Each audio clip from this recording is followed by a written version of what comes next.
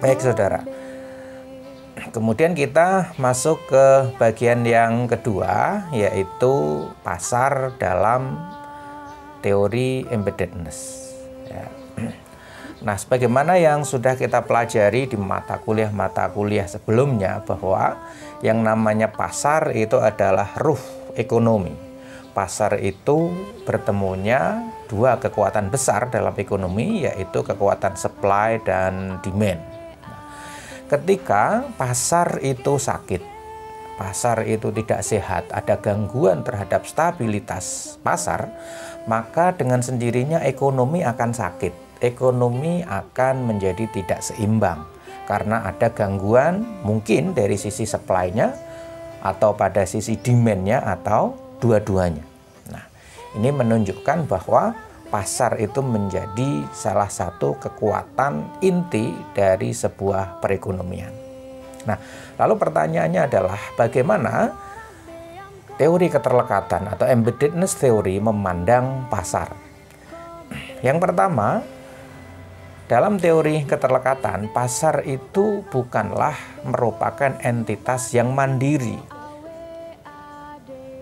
Jadi pasar itu bukan hanya tempat bertemunya supply dan demand. Yang menjadikan atau yang membentuk harga di pasaran itu bukan hanya sekedar kekuatan supply dan demand.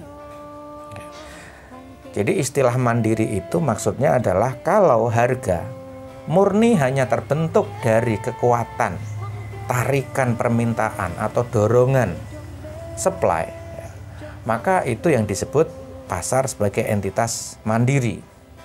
Mandiri ini dalam konteks normal ya, atau dalam konteks yang steril, jadi tidak ada konteks positif atau negatifnya.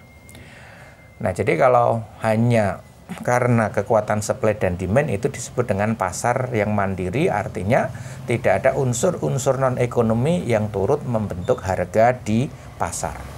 Tetapi embeddedness teori memandang bahwa pasar itu atau harga yang terbentuk di pasar bukan hanya karena kekuatan supply dan demand. Di sana juga ada nilai-nilai sosial yang turut membentuk harga. Di sana ada nilai-nilai budaya yang menentukan naik turunnya harga dan seterusnya. Apalagi kalau kita masuk di pasar tradisional. Bagaimana para pedagang di pasar tradisional itu menjadikan pasar, nah ini ya, sebagai tempat untuk saling menerima. Ya, menerima pihak lain, menerima pedagang lain, menerima supplier yang lain, menerima unsur-unsur yang ada di dalam pasar itu. Ada tukang parkir, ada petugas kebersihan, dan seterusnya. Termasuk tempat agar dia bisa diterima oleh pihak lain. Artinya apa?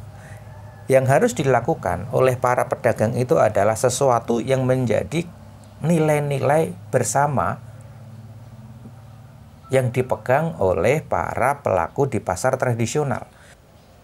Sebagai contoh, misalnya kalau di antara para pedagang pasar tradisional itu telah mensepakati bahwa harga 1 kg beras adalah Rp10.000, maka mereka akan menjual dengan harga yang sama. Tidak ada yang menjual lebih, tidak ada juga yang menjual di bawah itu. Agar apa? Agar mereka bisa diterima oleh sesama pedagang.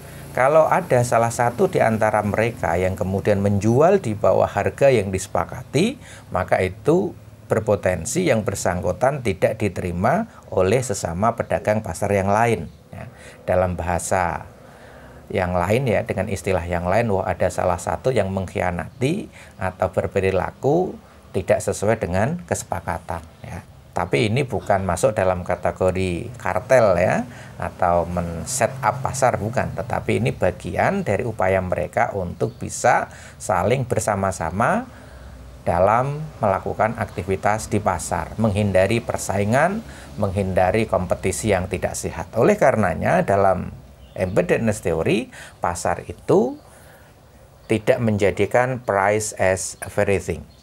Ini artinya bahwa harga itu ditentukan bersama-sama oleh mereka, bukan oleh satu orang pedagang.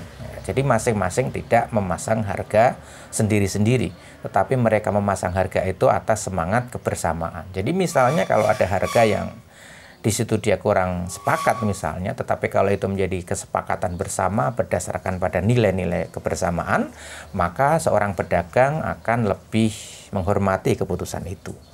Atau misalnya ada seorang pedagang yang memberikan fasilitas tertentu kepada orang-orang yang selama ini ada jaringan, ya, yang sudah terbentuk network, ada trust atau kepercayaan, ya, ada perasaan kasihan dan seterusnya. Sehingga kemudian harga itu tidak selalu menjadi sesuatu yang rigid, sesuatu yang mutlak, harus segini agar saya dapat keuntungan yang besar. Tidak. Ya. Nah, dalam teori embeddedness dikatakan juga bahwa pada pasar yang lebih mengedepankan self-interest atau kepentingan pribadi daripada hubungan sosial, maka akan mendorong terjadinya disembeddedness. Jadi ketidakterlekatan. Jadi kalau setiap pelaku pasar lebih memprioritaskan pada kepentingan pribadi, pada egonya, ya, seorang lain tidak saya pertimbangkan, ya, unsur-unsur di luar ekonomi juga tidak saya jadikan sebagai unsur yang membentuk harga yang saya pasang, maka itu akan mendorong terjadinya disembeddedness atau ketidakterlekatan. Hongke hongke hongke riro hongke jombe